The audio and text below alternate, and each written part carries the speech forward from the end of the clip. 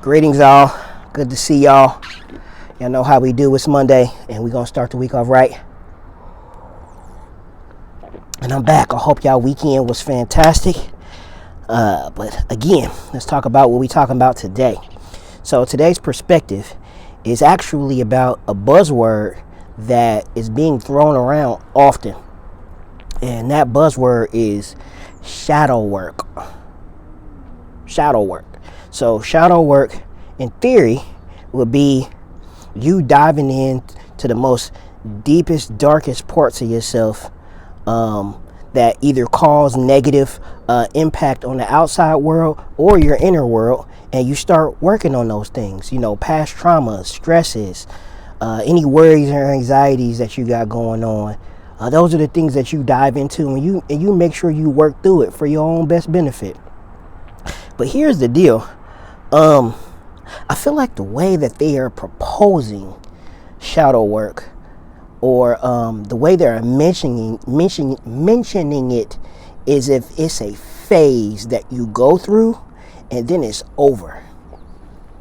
No, that's not what this shit is. So just to make sure that we are preparing our mind properly, okay? Anytime you get into something, I think that we live in a very microwave society to where we want things to be over and done or come and go quickly so we can reap the benefit quickly. And that's not what shadow work is, okay? Just to give you some perspective, okay? There will always be light and dark in the world, right? You can call it karmic energy. You can just call it your masculine and feminine, whatever you want to label, dark and light energy is. You can look at it in a bunch of different ways, positive and negative. Like you can label it as anything. But at the end of the day, okay, anytime that light is reflected or cast out into the world, it is going to automatically reflect the shadow. It's going to cast a shadow no matter what. So if you shine a flashlight out into the world, wherever that light projects out onto, whatever it's in its way, it's going to cast a shadow downwards. Okay, so here's what it is. The light, right? The good that you send out into the world, that light is direction. It's so you can see where you're going. You're putting good energy and good love out into the world so that the direction that you can go in, that karmic energy is pulling you forward, to the positive side of the world, heaven. Okay? But however, like we just said, all right, anytime that you you push light or project light out into the world, there will always be a shadow. Shadow is representative for reflection. So sometimes it will be the polar opposite. You need good where there's bad. You need bad where there's good. There will never not be evil in this world. Never. It's necessary. That's why they call it a necessary evil, right? It's always going to be there. So if you give out light, if you are a light bearer, you can rest a mother sure that you have a dark side, and that dark energy will be present in your life at some point, okay?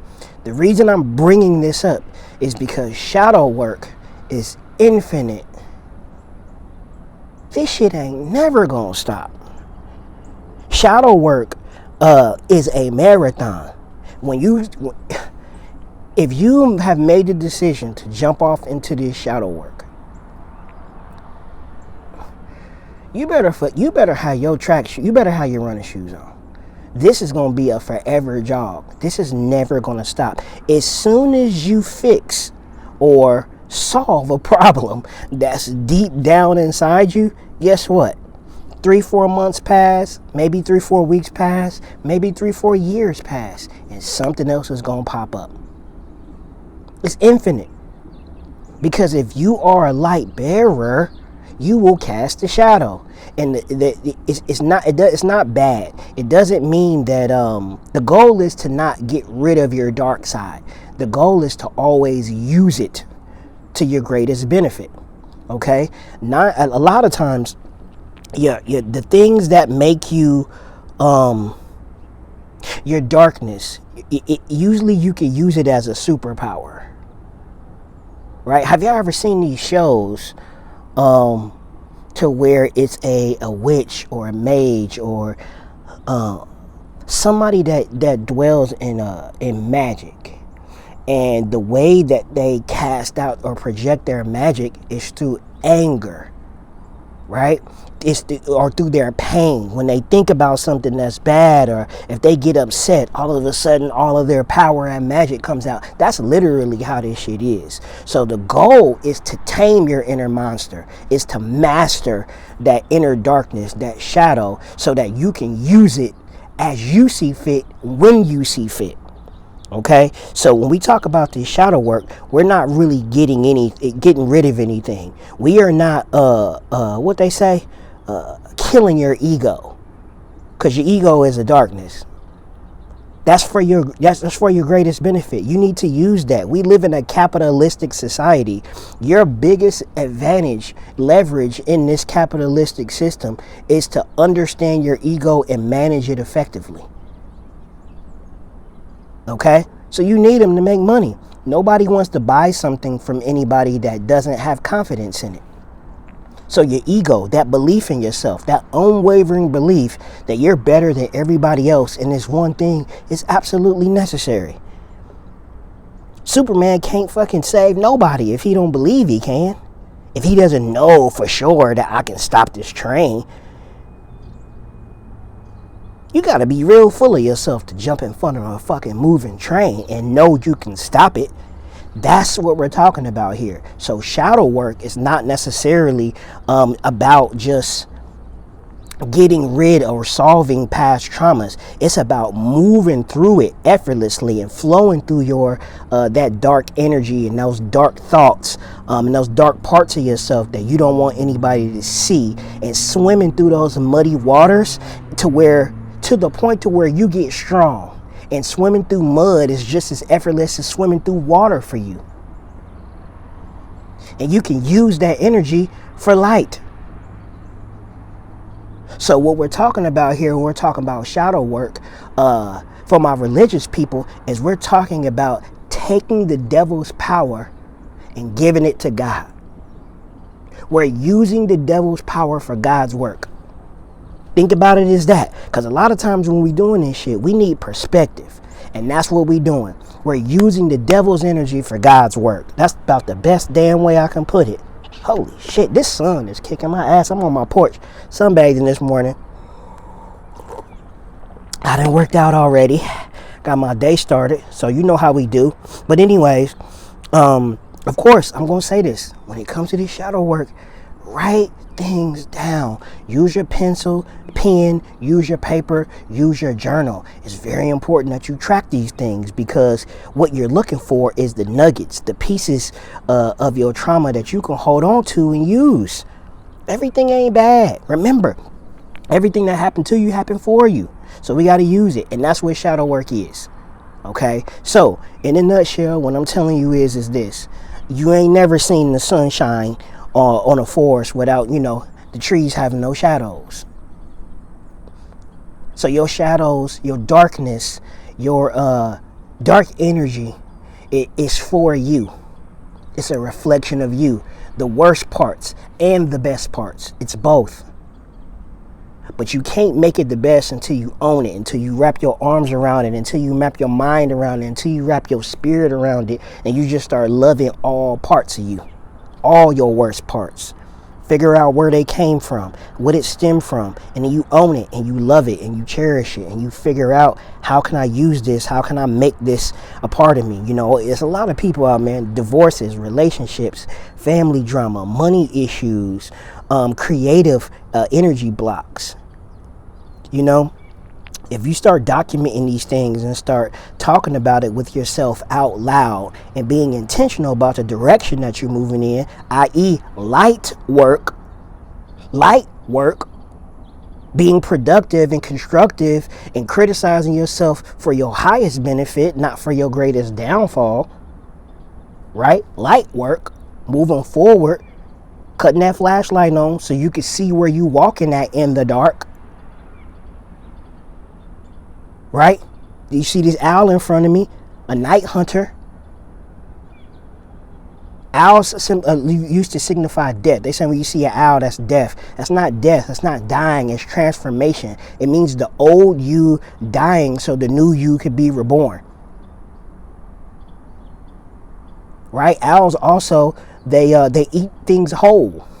So they can take, basically what they do is they do fur balls, and they spit out this thing every fucking month or every couple of weeks.